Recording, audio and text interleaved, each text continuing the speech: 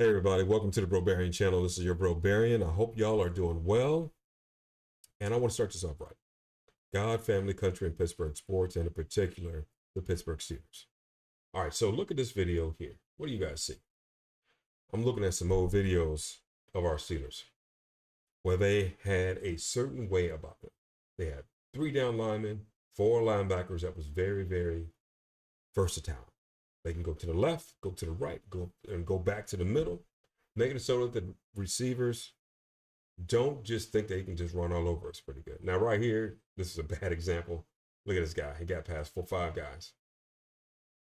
But the damage that he was able to do was not that big, right? I like this play too, where you see the 3 linemen go straight and then the linebackers go to the right or go to the left, which is really cool to see.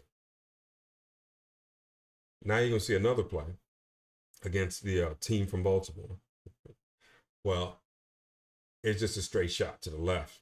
As soon as he hiked the ball, the linemen did their job, but the linebackers shot through the left side of him, or more like the right side if you're looking at it. But either way, here you're about to see it from the top view. Hike the ball, look at the linebackers going at it. Boom. He got away, though. That's stuff that Lamar Jackson would do, too, I'm sure. But look at the damage that's done. It's not that bad where they can't recover from it. Same thing here against Cleveland.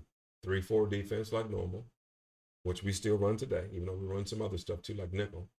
But look at the catch.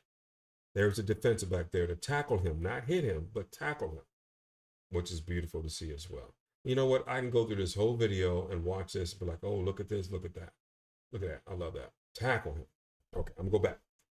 What I'm noticing was the past few weeks against Cincinnati, against New England, against Green Bay, is that the receivers are not only catching the ball, but they got a lot of yak.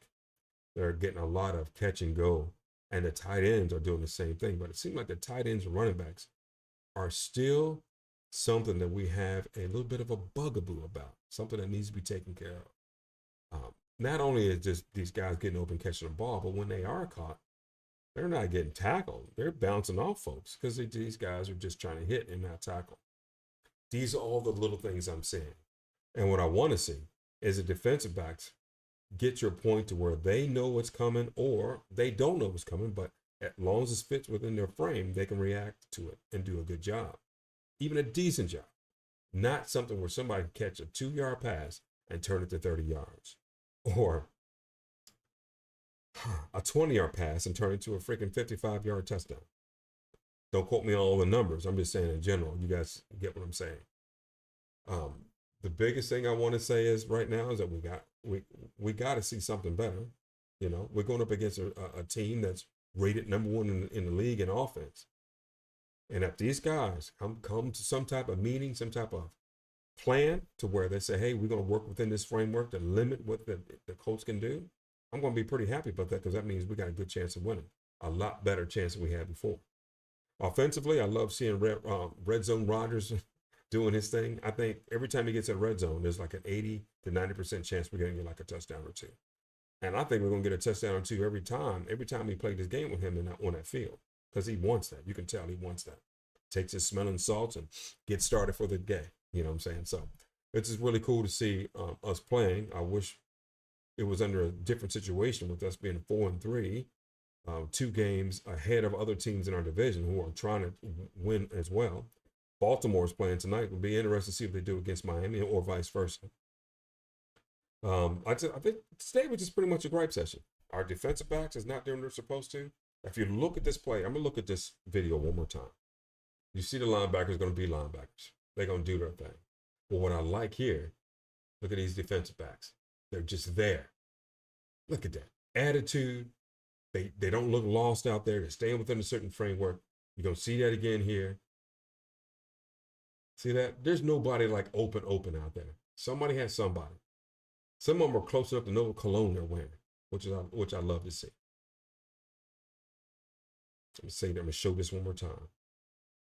Linebackers doing their deal, trying to get in. Look at that. That was Watt. I think that would have been a good tackle. Troy Polamalu doing this thing. Yes, we don't. Now, there's going to be people out there saying we don't have Troy Polamalu out there. We do not. The concept is regardless who the players are. You guys have all either played football or watched somebody who's done it. If there's a team out there that's really, really good and really sound, You don't need an X factor player like Troy Polamalu. There's many teams who won the Super Bowl without a Troy Polamalu back there. However, I would like to see us do pretty good without Troy Polamalu because we can't get him back anyway. But that's all about the concept, all about the coaching, and let's see what we can do. I want to thank you guys for watching. You guys have a good day. Tomorrow's Halloween. Hope you guys have some good times with that. I'm dressing up. I'm going to be a door. I'm going to scare kids when they come to the door. They reach for candy. I think it's going to be freaking awesome. And I might even put a picture out there of what I did. So I'm starting that tonight. So you guys take care. God bless y'all. And y'all have a good day.